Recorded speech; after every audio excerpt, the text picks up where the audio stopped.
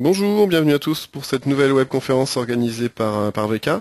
Aujourd'hui, nous accueillons Régine Roche, directrice de deux EHPAD dans le Var, qui participe notamment chez VK au service documentaire Gérer une structure de service à la personne, et ce pour traiter donc de l'impact du projet de loi d'adaptation de la société au vieillissement sur l'aide à domicile. Au cours de cette webconférence, vous pourrez poser vos questions via la fenêtre questions que vous pouvez retrouver dans l'interface GoToWebinar à la droite de votre écran. Donc notre intervenante y répondra dans la mesure du possible au fil de l'eau durant la conférence, puis au cours d'une séance de questions-réponses à la fin de sa présentation. Donc ne vous déconnectez pas trop vite à la fin de la présentation, puisque donc nous aurons cette séance de questions-réponses. Si d'aventure d'autres questions vous venez a posteriori dans l'après-midi ou demain, vous pourrez les poser sur le forum VK à l'adresse suivante www.vk.fr/forum/, je répète www.vk.fr/forum/. Enfin, sachez que cette conférence est enregistrée et qu'elle sera mise en ligne, et donc on vous enverra le lien dès que possible vers l'enregistrement. Voilà, j'ai fini ma petite introduction. Madame Roche, c'est à vous, je vous laisse la parole. Bonjour à tous, bonjour à toutes. Donc nous allons pendant ces 3 quarts d'heure, je vais essayer d'apporter un éclairage sur le projet de loi d'adaptation de la société au vieillissement sur l'aide à domicile, d'autant que je sais qu'il y a beaucoup d'attentes parmi les gestionnaires, puisque ce projet de loi a le particularisme quand même de recomposer le paysage du service de l'aide à domicile. Alors, le 17 septembre, l'Assemblée nationale a adopté en première lecture le projet de loi d'adaptation de la société au vieillissement. C'est un projet de loi qui, s'il doit encore passer au Sénat, vient de prendre cette fois-ci une forme quasi définitive. En effet, le calendrier réaliste permettrait d'espérer une promulgation du projet de loi en février-mars 2015 pour une application qui serait prévue au 1er juillet 2015. Le particularisme du projet de loi, c'est qu'il n'impacte en rien l'offre d'hébergement médicalisé, puisque les EHPAD seront traités ultérieurement. Elle concerne essentiellement le domicile sous l'angle de la prévention et de l'accompagnement de la perte d'autonomie. Résultat, plus de 350 millions d'euros devraient être injectés, qui permettraient d'augmenter d'un coup de 10% la masse globale consacrée au financement de l'allocation personnalisée d'autonomie à domicile. Les logements foyers sont rebaptisés résidences autonomie et dotés d'un forfait autonomie sous la condition de la conclusion d'un contrat pluriannuel d'objectifs et de moyens, ce qui est une nouveauté, tout en bénéficiant d'un délai supplémentaire, ce qui n'est pas négligeable, de 7 ans pour l'évaluation externe. Le projet de loi met surtout l'accent sur la prévention, d'où l'élargissement de la compétence des agences régionales de santé au domicile, avec la création de la conférence des financeurs de la prévention et de la perte d'autonomie. Et surtout, et c'est le sujet d'aujourd'hui, la proposition d'un plan de relance pour sortir de la crise le secteur du service d'aide à domicile. Plan de relance qui propose aux gestionnaires un nouveau dispositif misant sur le décloisonnement des interventions et des métiers de l'aide et des soins à domicile. Afin de mieux aborder ce plan de relance, VK vous propose aujourd'hui une webconférence sur ce thème. La refonte du secteur de l'aide à domicile est une réforme structurelle dictée par le droit communautaire avant d'être une réforme sociétale. Son impact sur le secteur de l'aide à domicile interroge non seulement sur son application, mais aussi sur ses implications. Pourquoi lancer un plan d'action pour refonder l'aide à domicile ? Plusieurs rapports et états des lieux relatifs à la situation du secteur de l'aide à domicile mettent en effet en exergue tout d'abord une situation financière très difficile pour les services, particulièrement publics et associatifs, mais surtout l'inadéquation structurelle du modèle économique sur lequel repose actuellement le financement. Comment parvenir à la maîtrise des dépenses générées par le dispositif d'aide et d'accompagnement à domicile actuel ? L'objectif du chantier dit de refondation de l'aide à domicile, lancé en juillet 2013 par les ministres en charge des personnes âgées et des personnes handicapées, a vocation à conforter un cahier des charges de missions opposables au service. Ces missions doivent notamment comprendre des exigences de qualité et de diversification des services, ainsi qu'une meilleure professionnalisation des intervenants dans la chaîne de l'accompagnement et le parcours de vie. Cela se traduit en pratique par la solvabilisation tout d'abord de la demande d'aide et d'accompagnement à domicile, grâce à la revalorisation de l'allocation personnalisée d'autonomie, soit pour la personne âgée, la réduction du reste à charge et la baisse du ticket modérateur pour les personnes âgées les plus modestes. Ça se traduit également par des engagements contractuels opposables aux gestionnaires entre le département et des services, dans une logique, et ça c'est nouveau, de mandatement au sens du droit communautaire, de le contrat pluriannuel d'objectifs et de moyens constitue un outil privilégié. Cela se traduit également, et ça ce n'est pas négligeable, par la délivrance de l'autorisation qui met un terme au droit d'option défini par l'article L313-1-2 du Code de l'action sociale et des familles, et qui contribue de facto à faire entrer le dispositif d'autorisation des services d'aide et d'accompagnement à domicile dans un système de mandat express et explicite de la puissance publique qui est nécessaire à la reconnaissance d'un service d'intérêt économique et général. Cela se traduit également par une procédure de dialogue de gestion encadrée par les articles R314-39 à R314-43-1 du Code de l'action sociale et des familles sur le plan budgétaire, qui a le mérite d'être plus souple et basé sur la visibilité budgétaire et financière pluriannuelle dont le contrat pluriannuel d'objectifs et de moyens va constituer le support permettant le financement pluriannuel des services sous la forme d'une dotation globale de financement, auquel s'ajoute la participation de l'usager forfaitisée à l'année. Cela se traduit également par une incitation forte à créer des services polyvalents d'aide et de soins à domicile, SPASAD, dont la création va être subordonnée à la signature d'un contrat pluriannuel d'objectifs et de moyens entre le service, le directeur général de l'Agence régionale de santé et le président du conseil général pour une période de 3 ans et qui présentera l'avantage de fonctionner sur la base de financements qui tendront vers la fongibilité budgétaire, c'est-à-dire vers un budget unique. SIAD, service d'aide à domicile. Services polyvalents d'aide et de soins à domicile qui sont la clé de voûte du plan d'action lancé par le gouvernement pour redynamiser le secteur de l'aide à domicile et qui vont contribuer à court terme à recomposer le paysage du secteur de l'aide à domicile. Lancement par le gouvernement d'un plan d'action pour redynamiser un secteur des services à domicile à bout de souffle, avec comme objectifs centraux, tout d'abord, la transformation des services de soins infirmiers à domicile en services polyvalents d'aide et de soins à domicile. Au-delà d'une recherche d'efficience, l'intégration des prestations doit permettre d'éviter les défilés d'intervenants auprès des usagers et d'aller surtout plus loin que la coordination. Avec comme objectifs centraux également la convergence en termes de tarification des services d'aide à domicile et des services de soins infirmiers à domicile, qui sera conduite dans le nouveau cahier des charges des services polyvalents d'aide et de soins à domicile expérimentaux. La mise en cohérence des offres sociales, médico-sociales et sanitaires, une nécessité pour redynamiser le maintien à domicile, le contexte de transition vers une politique de santé axée sur la perte d'autonomie évitable et la contraction générale des dépenses publiques commandent de donner une impulsion forte et concrète en faveur des coopérations et de la mutualisation des ressources existantes. Les services polyvalents d'aide et de soins à domicile s'inscrivent pleinement dans ces enjeux de politique publique.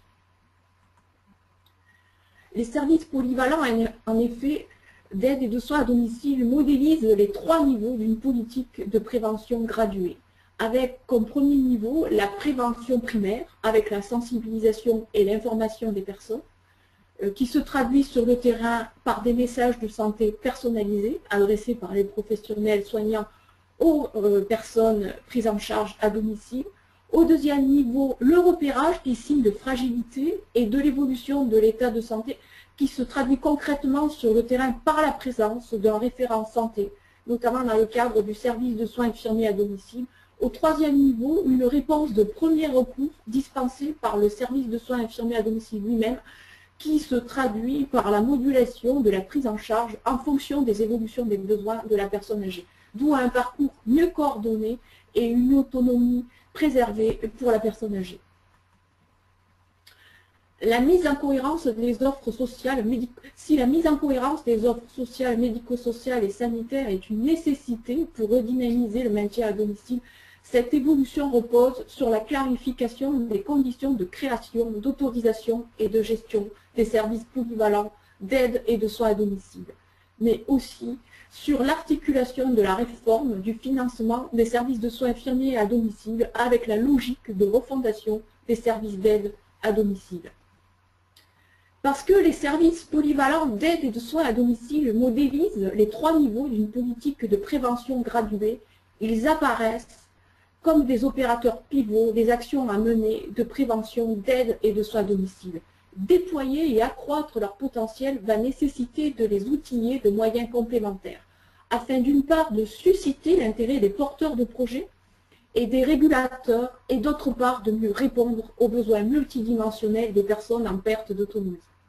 C'est dans ce sens que la Fédération des établissements hospitaliers et d'aide à la personne, FEAP, conjointement avec l'Assemblée départementale de France et la Croix-Rouge française, ont proposé tout d'abord l'adoption de la dénomination de service polyvalent de prévention, d'aide et de soins à domicile, SPASAD. En effet, la structuration d'un tel dispositif devant s'organiser autour d'équipes mutualisées, de professionnels dédiés, afin de garantir que le repérage d'une situation à risque permette la mobilisation du professionnel adapté. On a également proposé la création d'un statut juridique et budgétaire à part entière du service polyvalent d'aide et de soins à domicile, en demandant qu'il soit doté d'un budget unique, cofinancé pour les activités de soins, dépendance et prévention, ce qui est très révolutionnaire pour ce mode d'outil. Cela implique en amont de clarifier les conditions de création, d'autorisation et de fonctionnement actuel des services polyvalents d'aide et de soins à domicile, qui sont non seulement assujettis à 2 régimes d'autorisation aujourd'hui, mais limités dans leur fonctionnement par les délais d'octroi du plan d'aide ou plan d'intervention individuelle, qui conditionne l'intervention du service d'aide à domicile et en pratique fait souvent obstacle aux interventions couplées, services de soins infirmiers à domicile, services d'aide à domicile, et qui est souvent dépendant de l'absence de mise en commun de moyens dédiés à la coordination entre l'aide et le soin déjà existant et à la prévention. Cela implique en amont de sortir de la tarification horaire figée auquel est soumise actuellement le service d'aide à domicile et de passer à une tarification forfaitaire contractualisée par voie de contrat pluriannuel d'objectifs et de moyens, doublée d'une refonte des logiques qui régissent actuellement les plans d'aide ou plans d'intervention individuelle. Cela implique en amont également d'articuler la réforme du financement des services de soins infirmiers à domicile, tels que score patient, forfaitisation des frais de structure, prise ou non en compte des missions d'intérêt général, avec la logique de refondation des services d'aide à domicile.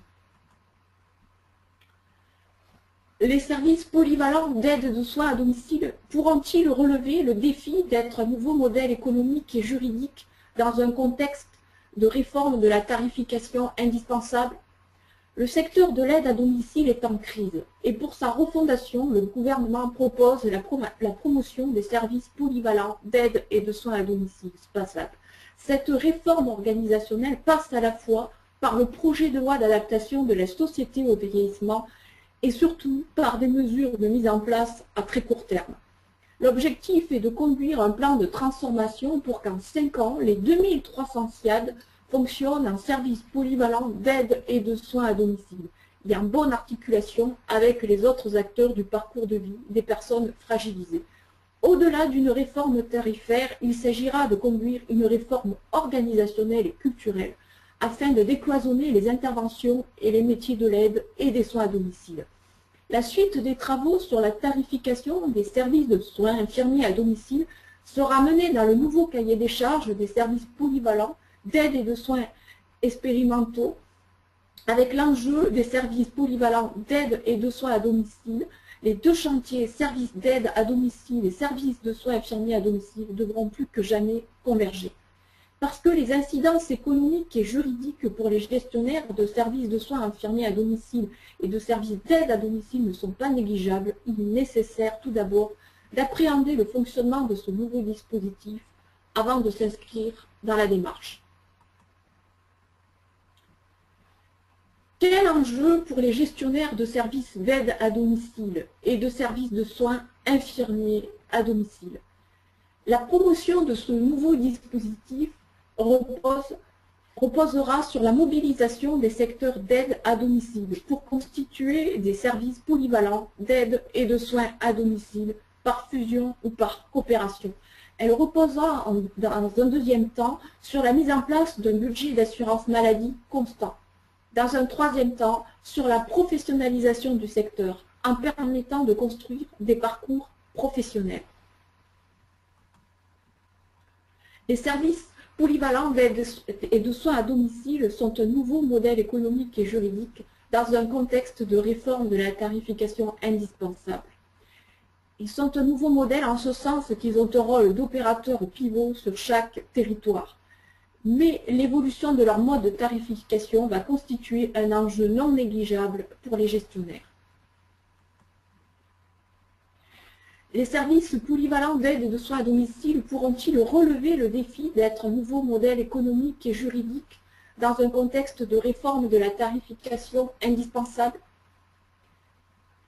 Créé par le décret numéro 2004-613 du 25 juin 2004 relatif aux conditions techniques d'organisation et de fonctionnement des services de soins infirmiers à domicile, des services d'aide et d'accompagnement à domicile et des services polyvalents d'aide et de soins à domicile, codifié à l'article D312-7 du Code de l'action sociale et des familles, les services polyvalents d'aide et de soins à domicile apportent à la fois accompagnement dans les actes de la vie quotidienne et des soins aux personnes prises en charge.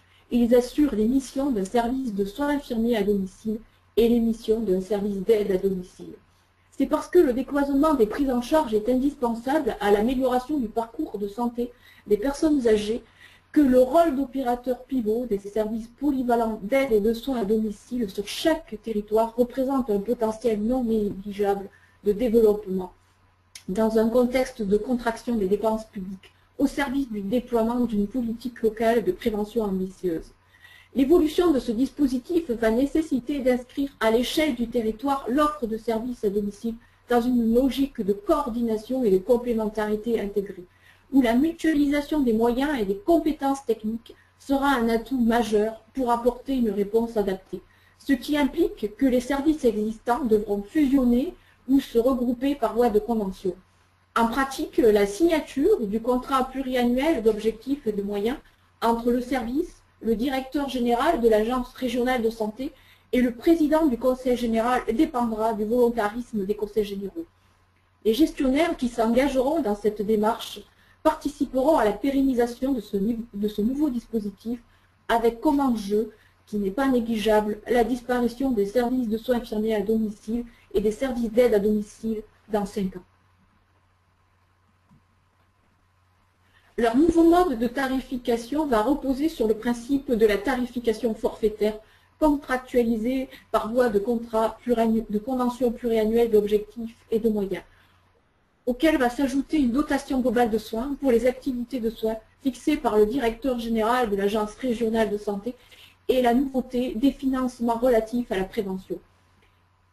Ces mesures auront pour effet de suspendre la réforme tarifaire des services de soins infirmiers à domicile et d'introduire une convergence dans le mode de tarification des services d'aide à domicile et des services de soins infirmiers à domicile pour tendre vers la fongibilité budgétaire.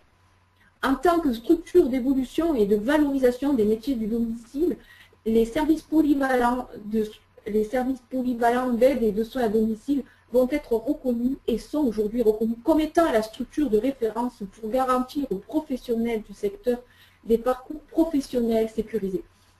En effet, ce dispositif a le particularisme de regrouper des professionnels et de coordonner des professionnels qui incarnent une réponse graduée, coordonnée, organisée et ambitieuse, alliant prévention, aide et soins recherchés par le projet de loi, avec au premier niveau du schéma un dispositif de prévention graduée par le biais des aides à domicile qui se traduit au niveau du terrain par des auxiliaires de vie sociale et des aides à domicile en première ligne.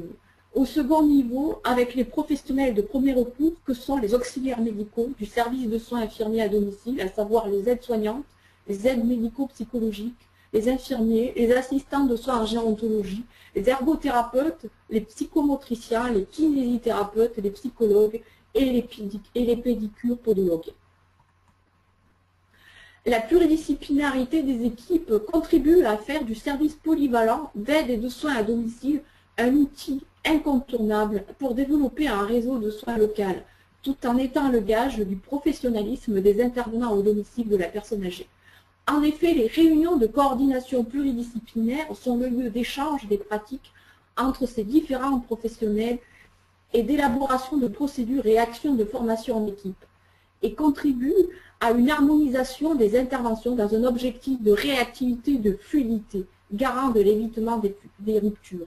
La coordination se matérialise notamment sur le terrain à travers un dossier unique commun, où les besoins en aide et en soins de la personne sont regroupés, ou encore par la visite d'évaluation qui peut être réalisée par l'infirmier coordinateur et le suivi des prestations effectuées en complémentarité par les intervenants à la fois de l'aide et du soin.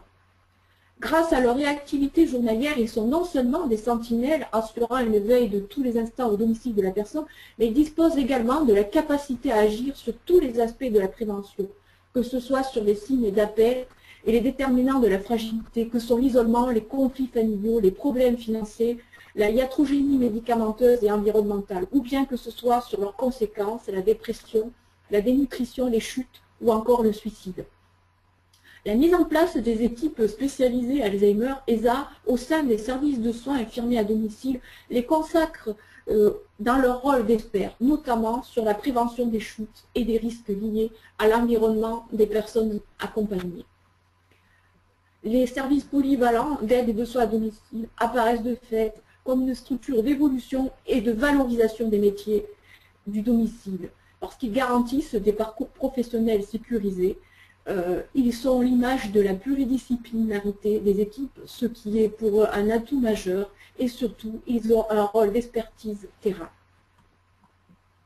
À très court terme, le projet d'adaptation de la société au vieillissement a fait l'objet de plusieurs amendements gouvernementaux pour promouvoir les services polyvalents d'aide et de soins à domicile. En effet, la future loi prévoit donc une accélération des expérimentations, octroie aux services des missions de prévention et accélère la remise du rapport sur le dispositif nouvelle génération. Pour les services polyvalents d'aide et de soins à domicile existants et intervenant sur des territoires pilotes, des expérimentations de parcours de santé pour les personnes âgées en risque de perte d'autonomie, à savoir PAERPA, un décret relatif aux dérogations tarifaires doit paraître très prochainement. Vous l'avez compris, SPASAD et PAERPA sont intrinsèquement liés et préfigurent le nouveau paysage de l'aide à domicile. Voilà, je conclus mon intervention. Ok, merci beaucoup Régine pour votre intervention. Vous pouvez passer au slide suivant s'il vous plaît? Oui, bien sûr. Hop là. Ok, alors donc si vous souhaitez pousser le sujet un petit peu plus loin, VECA propose donc certaines solutions, notamment en termes d'audition, gérer une structure de service à la personne, 160 fiches et 160 outils pratiques pour développer vos services aux personnes à domicile. Ouvrage auquel vous avez participé Régine, si vous voulez nous en dire deux petits mots, c'est l'occasion. Oui, bien sûr. Effectivement, j'y ai participé. J'ai notamment participé à la rédaction de la fiche Saisir les enjeux de la démarche d'évaluation interne et externe. C'était un rappel justement du calendrier de la procédure d'évaluation, puisque vous savez qu'elle arrive à son terme le 31 décembre 2014. Et que les services ou établissements sociaux et médico-sociaux qui ne sont pas encore entrés dans le dispositif s'exposent justement à se retrouver dans une procédure contrainte avec un calendrier très limité dans le temps. Donc l'objet de cette fiche était justement de vous rappeler les préalables concernant la procédure d'évaluation interne, et surtout de rassurer les services qui avaient réalisé la certification qualité en mettant l'accent sur le fait qu'ils avaient la possibilité justement de faire reconnaître cette certification qualité, notamment à travers l'évaluation externe, ne pas avoir à reprendre toute la procédure comme ce sera le cas pour les services qui n'auront pas fait la certification qualité. Voilà ce que je pouvais dire par rapport à mon intervention. Je vous envoie via le chat le lien vers gérer une structure de service à la personne, enfin vers le produit sur le site de VK. Vous avez aussi la formation travail social et systémie parmi les nombreuses formations sociales qui sont proposées par VK. Prochaine date les 18 et 19 novembre 2014, c'est sans doute un peu court, mais vous avez aussi des dates les 9 et 10 juin 2015, le tout à Paris. Et je vais vous envoyer le lien également. Je vous demande juste une petite seconde.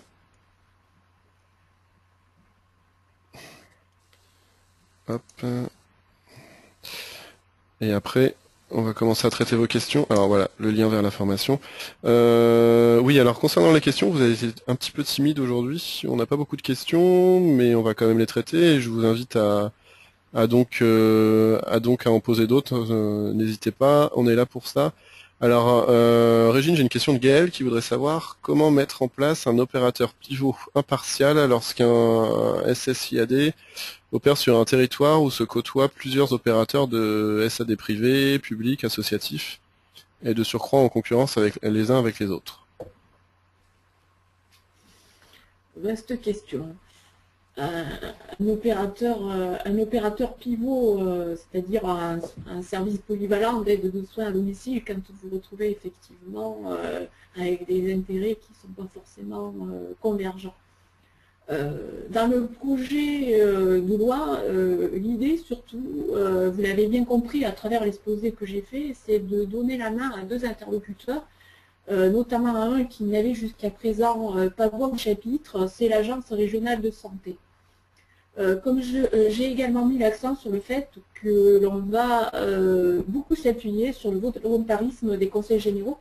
Alors, il faut savoir qu'effectivement, cette loi va également beaucoup évoluer, enfin, ce concept va beaucoup évoluer puisque nous sommes dans un contexte assez évolutif, notamment concernant les départements, puisqu'il est prévu un transfert de compétences à la région. Et c'est vrai que le projet de loi leur donne en l'occurrence la possibilité, de faire une régulation terrain, puisque ce sont eux les nouveaux financeurs, et de redistribuer, j'allais dire, un peu la donne entre tous les gestionnaires qui peuvent intervenir au niveau territoire. Alors l'idée, c'est vrai qu'au niveau du SPASAD, c'est surtout d'encourager les initiatives locales à se regrouper, mais peut-être pas dans une logique d'hétérogénéité, parce que quand on est statut privé à but lucratif ou associatif ou public, c'est vrai que ça va être plutôt complexe. Je pense que l'idée surtout, c'est de faire d'abord d'un point de vue public, à travers le CCAS, qui pourra être effectivement, lui, à l'initiative du développement du SPASAD, puisque les CCAS sont quand même, en l'occurrence, pour beaucoup, déjà en charge de la gestion de services d'aide à domicile et parfois même de services de soins infirmiers à domicile. Donc cette forme de nouveau dispositif peut effectivement être assez souple et leur convenir. Au niveau associatif également, ils ont cette flexibilité. D'ailleurs, ils sont déjà existants. Donc c'est vrai que ça dépendra beaucoup des acteurs de territoire. Je ne sais pas si j'ai bien répondu à la question, mais c'est vrai que l'ARS étant partante, c'est elle, il me semble, qu'elle va un peu donner la donne ou le tempo concernant justement la reconfiguration de ce nouveau paysage. Voilà, c'est un peu comme ça que je le vois. C'est vrai qu'aujourd'hui, nous n'avons pas encore toutes les réponses, on est un peu dans la spéculation. Ok, merci beaucoup. Une autre question posée par Josiane avant la webconférence. Alors, c'est un peu long. Donc, il a été annoncé 40 millions d'euros sur 3 ans en provenance de la CNSA pour la réhabilitation des logements foyers. Or, en 2014, 37 projets ont été déposés dans la région Rhône-Alpes pour un seul retenu. 264 projets au niveau national selon les sources CARSAT. On peut, à la lumière de 2014, redouter que cette aide à la réhabilitation ne soit qu'un effet d'annonce. Le montant de cette enveloppe a-t-il été calculé en regard des besoins réels des structures, sachant que la majorité des logements foyers ont été construits dans le début des années 70 et qu'ils ont tous besoin de gros travaux, ne serait-ce que dans le cadre de la mise aux normes de sécurité et d'accessibilité? Donc, c'est la première question.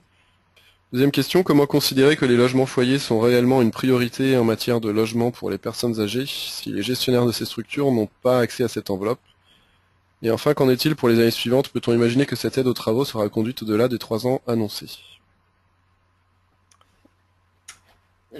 J'allais dire, question assez complexe. Alors concernant les logements foyers, vous avez compris à travers l'exposé que j'ai fait qu'ils ont été rebaptisés résidences autonomes. Alors concernant justement, la première lecture du projet de loi concernant justement les logements foyers interroge parce que nous avons été avant justement l'entrée en vigueur de ce projet de loi d'adaptation sur la société au vieillissement, plutôt dans une logique de résorption des logements au foyer, en vue justement de la médicalisation, en vue justement de leur médicalisation et de leur transformation en EHPAD. Là, on assiste à un retour en arrière avec une promotion des logements foyers à travers le concept de résidence autonomie.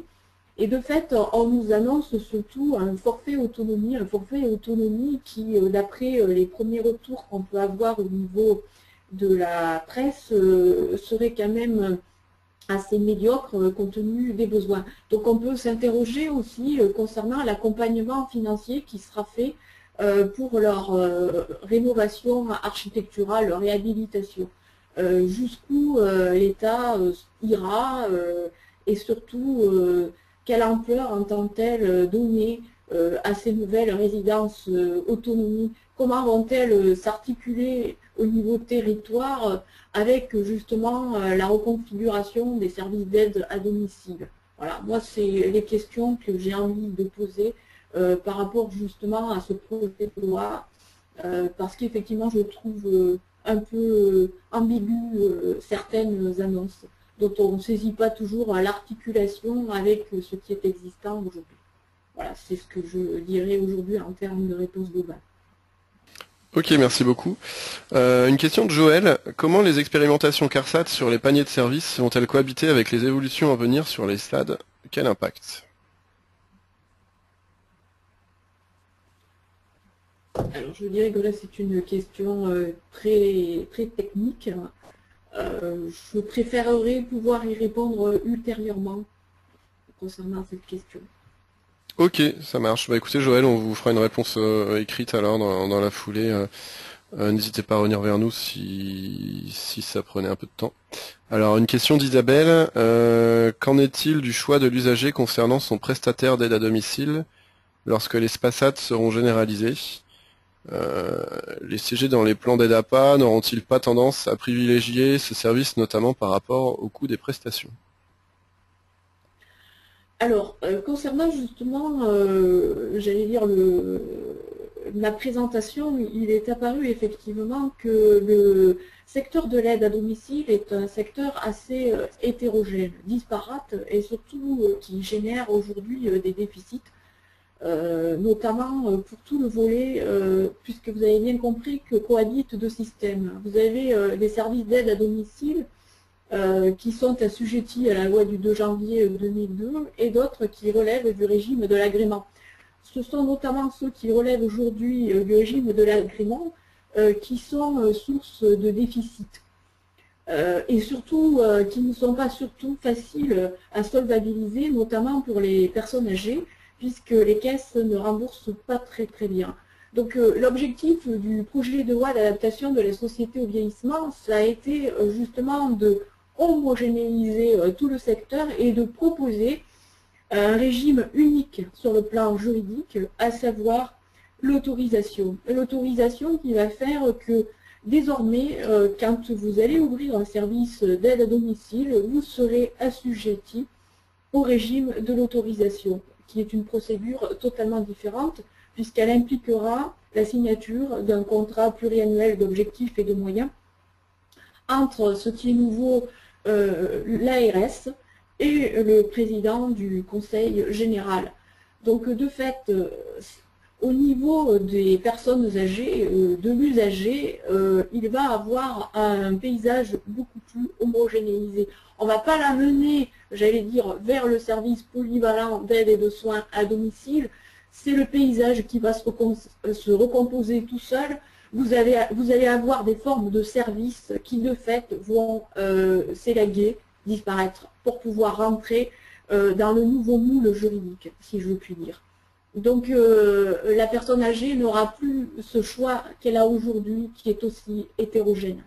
Et, elle n'aura en fait, au final, dans les 5 ans à venir, qu'une forme de service susceptible de répondre à sa demande, puisque l'idée c'est la globalisation de la prise en charge avec le volet aide à domicile et le volet soins infirmiers à domicile, et plus de dissocier l'un et l'autre, et de faire un tout. Pour être en cohérence avec ce qu'on a essayé de mettre au niveau territoire, ce qu'on appelle les PAERPA. Donc on est totalement dans la logique du parcours de santé. Voilà. Donc de fait, il n'y aura qu'un seul type à moyen terme d'offres possibles. Voilà. Voilà ce que je pouvais dire. Ok, merci beaucoup. Question de Joël. Autorisation y compris pour les sociétés commerciales à but lucratif? Point d'interrogation. Oui, oui. Ok. Oui, puisqu'en fait, quel que soit le statut juridique, ils seront tous... voilà. Ok, question de Doudou. Donc une question, quels sont les territoires de l'expérimentation et où trouver les études existantes sur le sujet? Alors les territoires, je pense que là, pour vous répondre de façon plus précise, puisque je n'ai pas, j'allais dire, les noms en tête, je pense qu'il vaudrait mieux que je vous réponde par écrit, ce sera mieux. Ok. Ok, bah écoutez, on est arrivé à la fin des questions. Si vous en avez d'autres, posez-les tout de suite parce qu'on va bientôt couper du coup. Je vous remercie beaucoup, Régine, pour cette intervention. Donc pour les réponses les questions auxquelles on n'a pas pu apporter de réponse aujourd'hui, donc on vous transmettra les réponses à l'écrit, hein, à l'ensemble des participants. Voilà, merci à tous pour votre attention. J'espère que vous avez pu trouver trouver matière à réflexion et à application, même s'il s'agit encore que d'un projet de loi. Voilà, peut-être une question. Ah oui, on me demande le PowerPoint. Malheureusement, nous ne fournissons pas les PowerPoints. Par contre, on vous enverra le lien vers l'enregistrement de la webconférence. Donc, de cette manière, vous pouvez retrouver le PowerPoint, mais nous les communiquons pas, tout simplement parce qu'ils ne nous appartiennent pas, mais ils appartiennent à nos intervenants. Voilà. Et ben, écoutez, merci à tous pour votre attention. Je vous souhaite à tous une très bonne journée, un très bon appétit et un très bon week-end. Merci Régine encore une fois et au revoir. Merci également.